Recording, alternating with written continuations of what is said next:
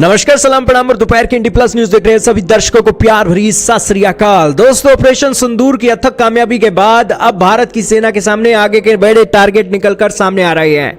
हाल ही में पाकिस्तान ने अपना रक्षा बजट के अंदर 30% का इजाफा करने की घोषणा कर दी है, जिसके बाद भारत के लिए सबसे बड़ा खतरा निकलकर सामने आ रहा है। आइए जानते हैं आज की इस रिपोर्ट में क्या है और बहुत महत्वपूर्ण न्यूज इस वीडियो में जानने को मिलेगी। दोस्तों, हाल ही में ऑपरेशन सिंदूर ने एक फुल फ्लैज वॉर के रूप में एक बड़ा सिनेरियो भारत के लिए क्रिएट कर दिया।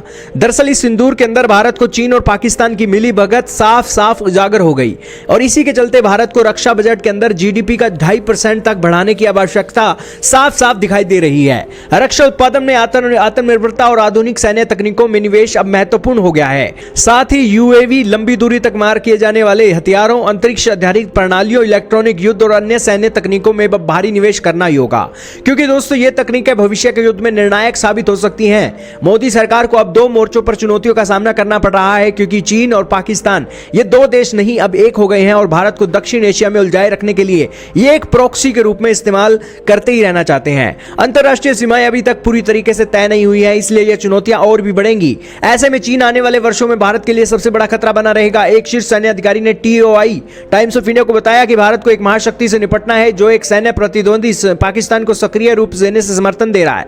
हमें अपनी पारंपरिक और परमाणु क्षमता को और मजबूत करते रहना होगा। इसका मतलब है कि हमें अपनी सेना को और भी शक्तिशाली बनाना होगा ताकि कोई भी देश हम पर हमला करने की हिम्मत ना करे।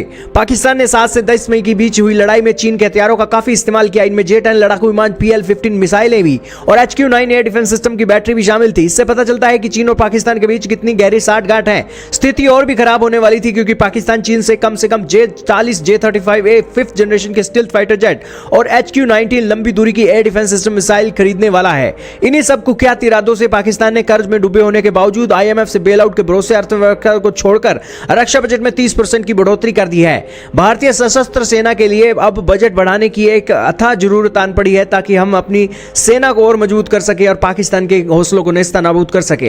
क्योंकि दोस्तों, पाकिस्तान को भी पता है कि उसने भारत से अगर वॉर लड़नी है या भारत को नीचा दिखाना है या भारत को रोकना है, तो आतंकवाद की चिंगारी का वो इस्तेमाल जरूर करेगा। और यही कारण है कि उस आतंकवाद को हम कहीं ना कहीं रोक सकते नहीं है, क्योंकि कहीं ना कहीं लूप होल देखकर ये भारत के अंदर ये आतंकवाद फैलाते हैं। और उसी आतंकवाद का खात्मा करने के लिए दोस्तों, यहां पर भारत की मोदी सरकार को अपने रक्षा बजट पर और पाकिस्तान और चीन से 4 कदम आगे चलना चाहिए, ताकि ये देश भूलकर भी ये चिंगारी लगा ना सकें और आतंकवाद का नेस्तनाबूद करने के लिए हमारे पास हर वो हथियार हो।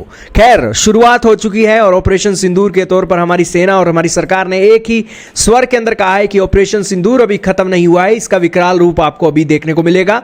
आपका इसके बारे में क्या मानना है, कमेंट सेक्शन में बताइएगा।